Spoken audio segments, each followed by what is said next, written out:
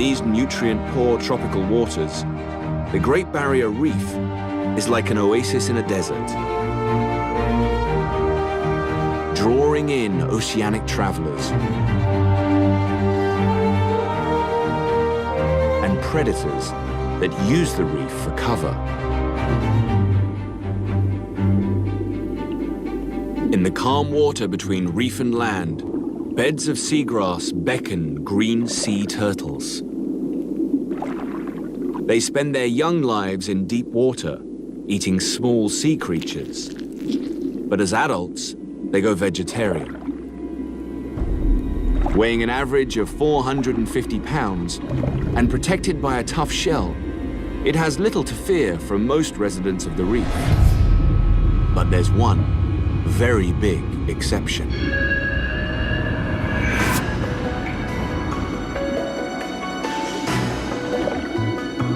A tiger shark has a reputation for eating just about anything. But it's especially well equipped for hunting turtles.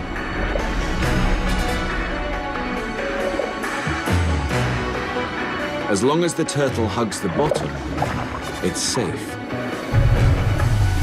But it has to surface to grab a breath.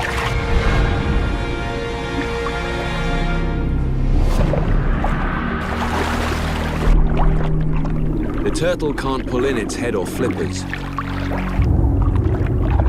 But even if it could, the tiger's shear-like jaws slice right through the shell.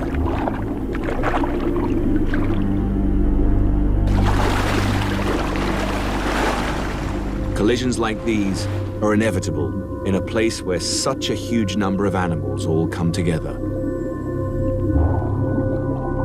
This single reef supports over 1,600 species of fish, 133 species of sharks and rays, 3,000 kinds of mollusks. Many creatures live their entire lives in or near the reef walls.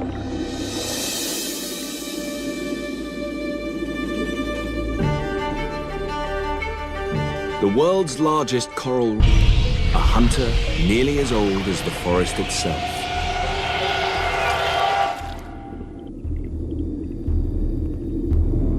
"17 feet long and half a ton is average size for a saltwater crocodile. They're the largest living reptile in the world. 80 million years ago, their ancestors began to prowl the murky fringes where land and water meet. They're so well suited to the job, their basic designs have changed very little since then. Eyes and nostrils sit high, just above the waterline, with all but the very top of its body submerged. It can take its time picking out a target.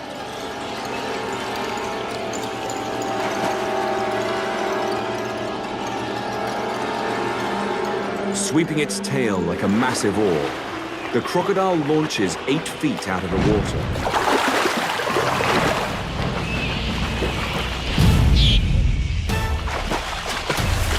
One of the strongest bites ever measured does the rest. Going airborne isn't the only boundary this predator can break. Even the coast is no limit. True to name, salties are more at home in salt water than any of their relatives, allowing them to hunt outside the brackish estuaries, venturing beyond the confines of the coast and into another world. More than 1 million square miles is desert. These challenging conditions demanded an animal that can easily cover distances like this in search of food and water. And the red kangaroo rose to meet the challenge. Kangaroos are the quintessential Aussie animal for two key reasons. They're marsupials, mammals that bring up their babies in pouches, and they're macropods, literally meaning long foot. They're not native to any other continent, but they rule this one. Those hind legs are an engineering marvel forged in the outback.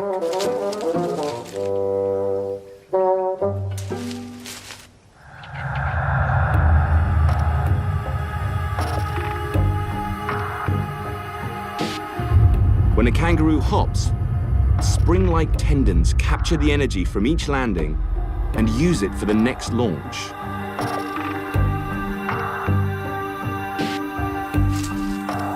An equal-sized mammal running on four legs would have to spend about 30% more energy to cover the same ground. That efficiency is critical in a place where food and water can be a long way off.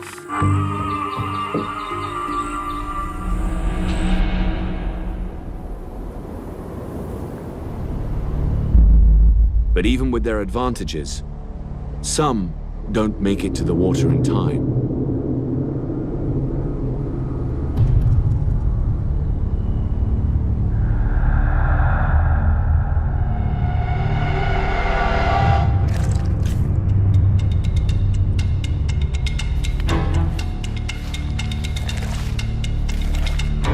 A parenti lizard has a different strategy, grabbing any opportunity it can, hunting live prey or sniffing out carrion with a snake-like tongue. It's over 6 feet long, the largest lizard in Australia. But even a small kangaroo will provide several meals.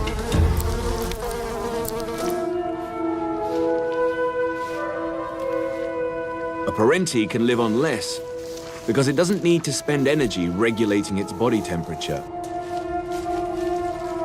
As the day heats up, it raises its body off the scorching sand to stay a bit cooler. Hot days and chilly nights, it ducks into its burrow, hiding from the elements or staying on the move. That's how to deal with life in the Australian desert. But Australia wasn't always this way.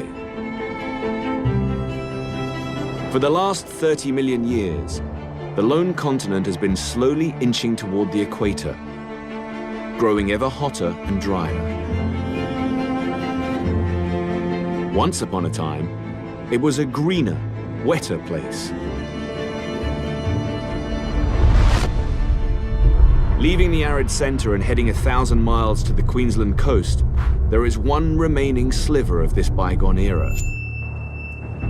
It's called the Daintree. It may be small, but it's older than the Amazon, perhaps 180 million years old. Some say it's the oldest rainforest on Earth.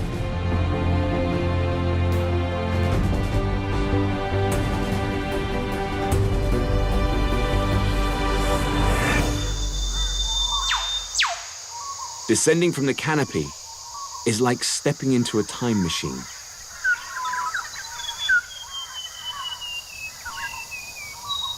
Most of the animals that now populate Australia started out in a climate like this.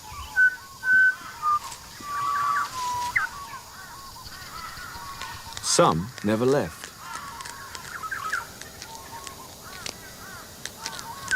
This is Kangaroo version 1.0.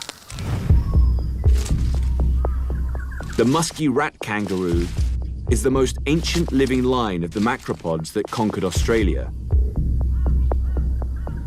He's got the legs, but the hop wasn't perfected until kangaroos left the forest.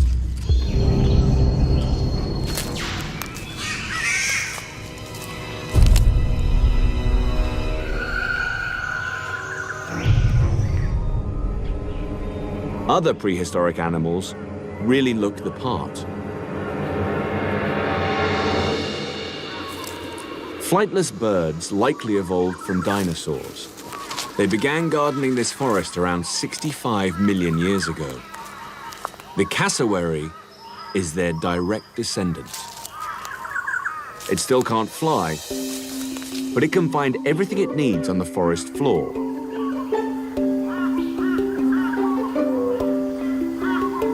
Mostly fruit.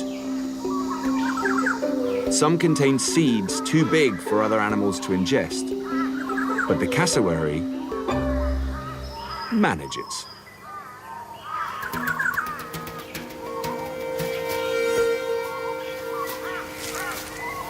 And that's good for the forest.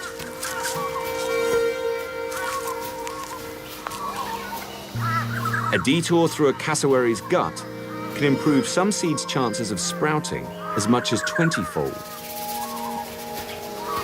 Rainforest and cassowary have been partners for so long, each needs the other to survive. Where birds patrol the ground, mammals take to the trees. Flying foxes have access to fruit that the cassowary can't reach. By day, they roost in colonies numbering in the thousands. Older, more dominant males seize the higher branches, forcing younger bats to roost near the water.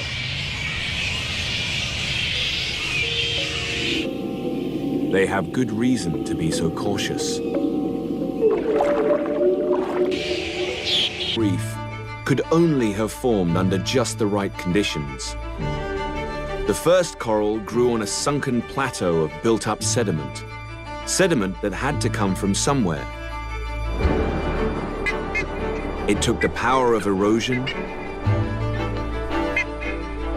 flowing fresh water, and mountains of rock to scour and wash downstream. In Australia, all that is delivered by the Great Dividing Range. These mountains tower over the east coast for 2,300 miles. To this day, they capture rain, sending water and fertile soil downstream. Not surprisingly, most of the country's human inhabitants live in the fertile east. Just beyond Sydney, the Blue Mountains hold temperate rainforests and tall stands of eucalyptus. But this is Australia.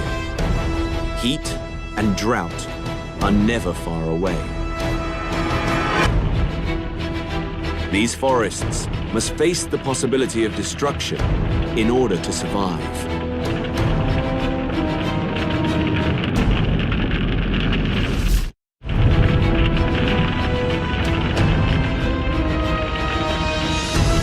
New South Wales, the hills are ablaze. In a typical year, as much as 10% of Australia's forest goes up in flames. And this fire is especially intense because these trees are eucalyptus. They contain volatile oils that burn twice as hot as oak. A bushfire can rage at 1,800 degrees Fahrenheit, hot enough to melt glass.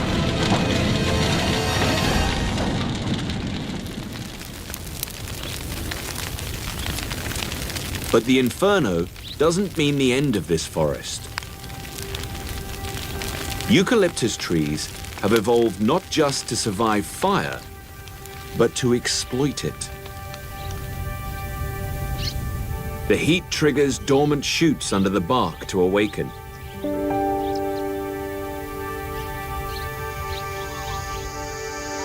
The trees burst back to life while competing plants are thinned out. The first eucalyptus began developing these abilities over 30 million years ago in a much wetter climate.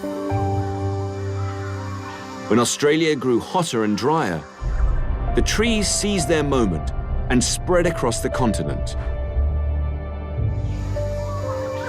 As the eucalyptus was evolving to make the most of bushfires, a unique animal was evolving to make the most of the eucalyptus.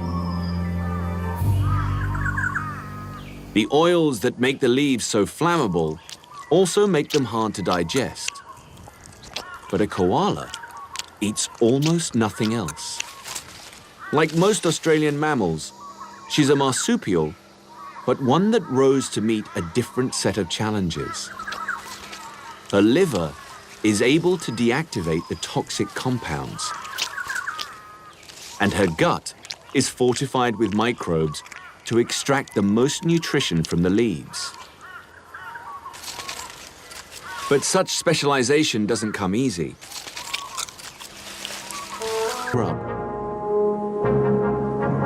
The highlands that send rain to the east rob the land to the west of its water. At least on the surface. Far below some of the world's driest land lies one of its biggest reservoirs. From the mountains to the arid center, Australia's Great Artesian Basin spans 656,000 square miles. The water flowing beneath it could fill all of North America's Great Lakes 2 times over, including a newcomer from a faraway land who happens to fit in a little too well. Everywhere there is desert, animals have found ways of adapting to the environment. Australia's separation from the other continents allowed some unique adaptations to flourish. But traditional designs can work just as well. And something totally out of place can make itself right at home. Dromedaries, one-humped camels, were imported here in the 1800s as a tried and true way of getting around. With the rise of the automobile, the camels were abandoned. They were well equipped to take advantage of the situation. To keep out the sand, they've got double eyelashes and nostrils that can seal up tight. And of course, there's the famous ability to go without a drink, thanks in part to kidneys and to intestines that retain water. The hump actually has nothing to do with water conservation. It serves as fat storage for times when food is in short supply. For a dominant male, the goal is to look seductive to females and intimidating to other males. That's achieved in a few different ways.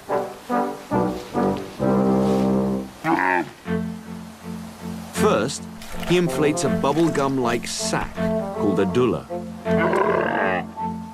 Then he adds a few flourishes, grunts, gurgles, and a liberal amount of foamy saliva.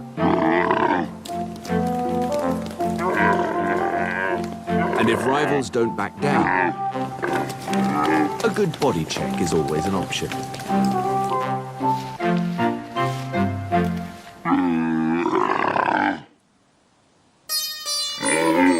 Bizarre courtship aside, feral camels are so good at reproducing that they've become a problem.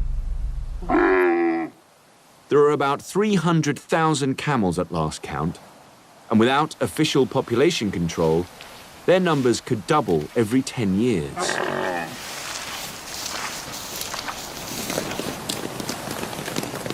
There are no native camel predators in this new world, but there is a voracious hunter of another kind. It's built like a tank, with armored spines, able to take whatever the desert can dish out. So fearsome in appearance and demeanor, it earned the name Thorny Devil. It's equipped to kill its victims by the hundreds. Luckily, it's only 4 inches long. Desert life is good for this little devil. Most mornings, after warming up in the sun, it locates a trail of foraging ants. Not a difficult task in the desert. Then it lets the conveyor belt deliver food, one bite at a time. A single ant isn't that nutritious, so the thorny devil has to eat a lot of them, around 750 a day.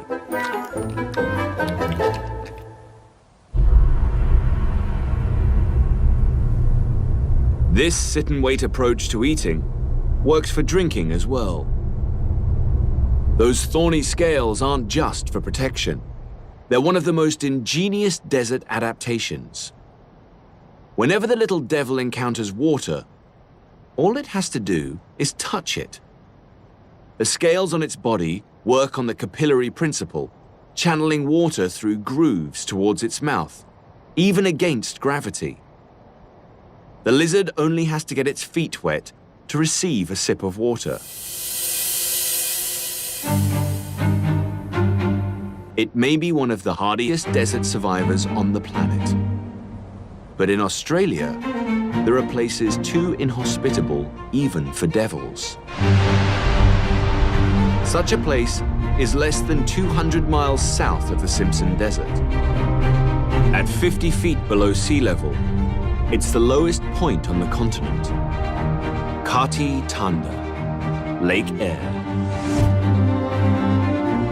European settlers called it the Dead Heart. Once, this was a lush inland sea fed by rivers. From above, the channels of ancient waterways are still visible. As Australia drifted toward the tropics, the climate warmed and the rivers dried. Now, all that remains is 3,700 square miles of salt crust and sand, burning as hot as 120 degrees in the summer. In a year, Lake Eyre might only receive 5 inches of rain. But every so often, the past returns. Weather and geography conspire, and together awaken a sleeping giant.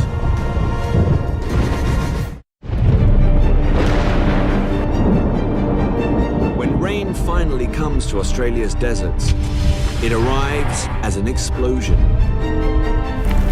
Minor floods can strike every few years. A few times a century, things get biblical.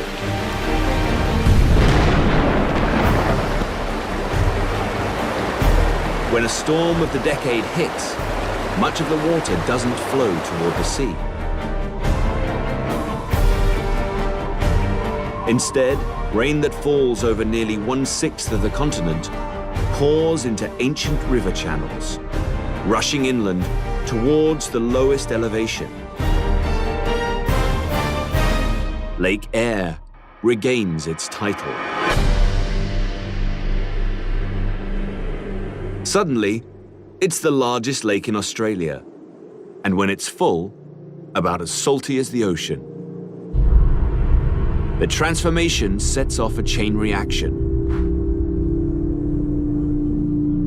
Somehow, birds from hundreds of miles away can sense the change. Whether they can smell the water or are guided by some other force, no one knows.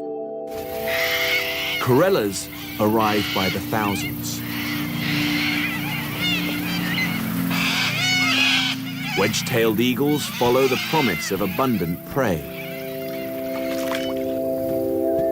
Australian pelicans from the coast seize the moment and launch a spontaneous festival of feasting and breeding. Strange as it may seem, there is suddenly plenty to eat. Hardyheads, perch and other fish, flushed from upstream, have spawned and multiplied in a matter of days. The pelicans operate as a team, driving fish into shallow water, then scooping them up with the longest bill of any bird. They're not just eating for themselves.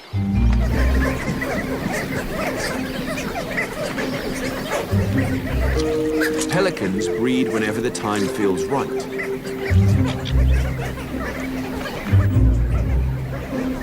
And already, the clock is ticking.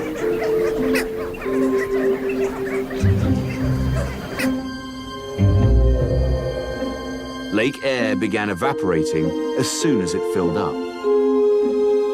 Over the next 2 years, the lake slowly vanishes. The raucous visitors move back to the coast. Silence descends upon the desert, but not completely.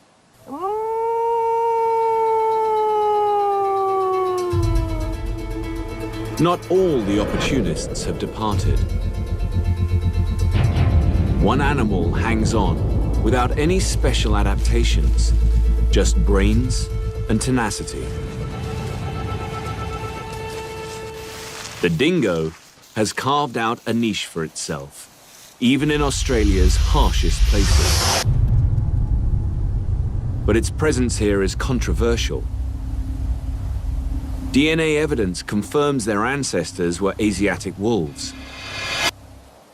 So it's likely they arrived here in the company of Asian voyagers 3,500 years ago or more. When the travelers left, the dogs stayed behind.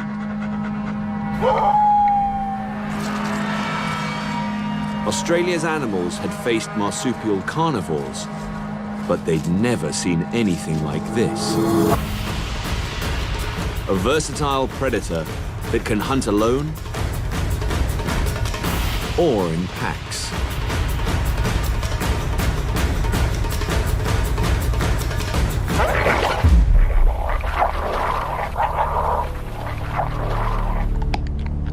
And a family structure where sharing the spoils of the hunt increases everyone's chances of survival. When European settlers arrived, dingoes quickly adapted to a new source of prey. The temptation has been their undoing.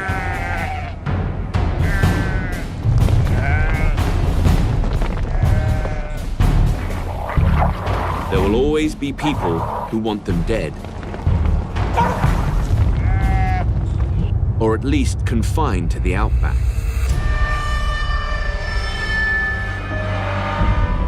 In a land where few Australians tread, there stands an impressive human creation.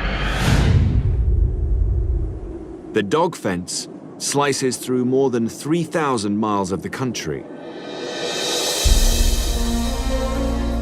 An early 20th century solution intent on banishing dingoes to the desert. And heading west, it's desert for days. The colors change from the salt white of Lake Eyre to the iron oxide red of the Great Victoria Desert. It's the largest desert in Australia, 435 miles across. Beyond the Great Victoria, the southwest coast brings relief at last. The Stirling Range is cloaked in morning mist. Below the mountains lie heathlands and coastal dunes. In the sandy soil, wildflowers bloom.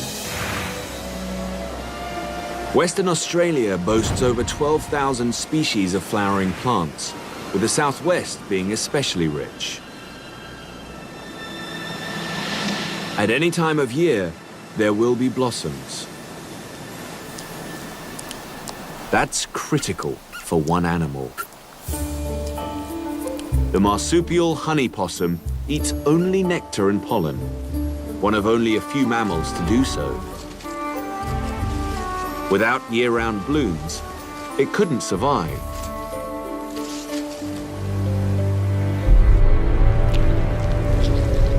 Its tongue is a specialized tool, outfitted with a brush-like surface to dip into flowers and scrape off the pollen.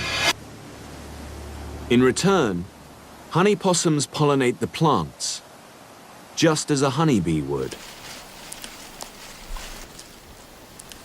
Plants that keep the dunes from blowing into the sea. In Australia, there may be no better example of the interconnection of the land and the life it holds. On the southern coast, gentle dunes are the exception to the rule. The land looms ever higher and more rugged. Heading back eastward, where the barren Nullarbor Plain is cut off in a long arch, it forms a broad open bay called the Great Australian Bight. One of Australia's most remote places is also one of its most dramatic. Bunda Cliffs plunge 300 feet down. Part of the longest stretch of coastal cliffs in the world.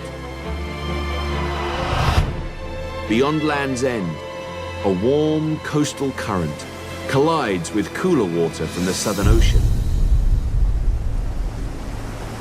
When summer winds push the warm water offshore, a cold upwelling rises to replace it, whipping up banks of coastal fog and creating a sea rich in life.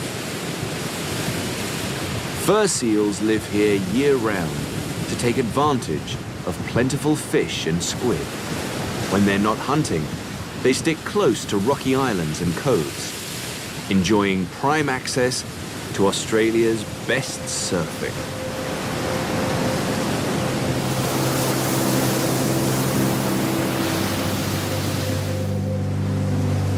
Heading eastward from the Australian Bight, the ocean continues to cool until it meets the shores of a green island, a world apart and a last refuge.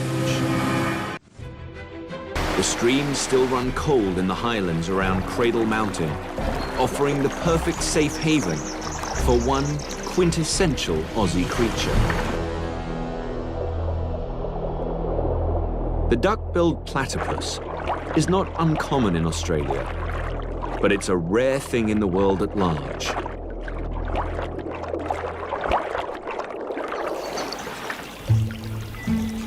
It's one of only two living types of monotreme, platypus and echidna, an ancient kind of mammal that lays eggs, only found in Australia and New Guinea. When the first platypus specimen was sent back to Europe, biologists checked it for stitches, convinced it was a hoax. It may look like an animal built out of spare parts, but the world's weirdest creature is no evolutionary mix-up. It's actually a highly evolved hunter.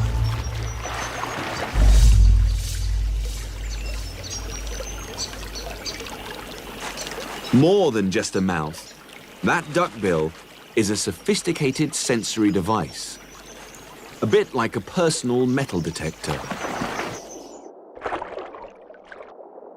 As the platypus hunts, electroreceptors on the bill pick up minute impulses from its prey. Tiny invertebrates hiding under the rocks and leaf litter. Some species of fish have this ability, but the platypus is the only mammal that can hunt underwater this way.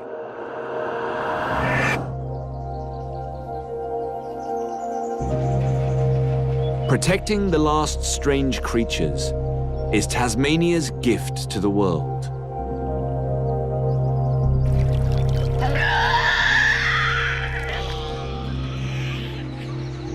The island is the only place where these screams still pierce the quiet of a wild forest. A female Tasmanian devil hones in on the unmistakable sound of her own kind. She follows her ears and nose to the source of the noise. A dead wallaby has attracted a crowd. Sharing is not a Tassie devil's strong point. Their vocal threats are supposed to keep her off the carcass. But she gives as good as she gets, and then some.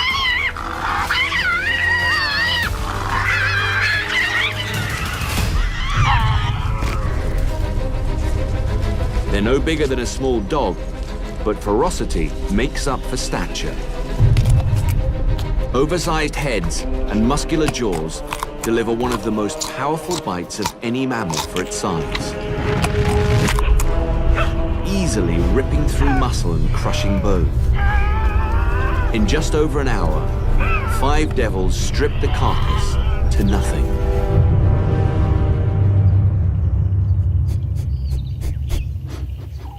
Today, Tasmanian devils are the largest living marsupial carnivore. But now they're battling disease. So devils are being reintroduced to nearby islands to create separate populations. And plans are afoot to restore them to the mainland. The island isolation that once protected its creatures also leaves them vulnerable to sudden change. It's a story told across all of Australia, from the deserts of the interior to the green fringe to the wild reef beyond.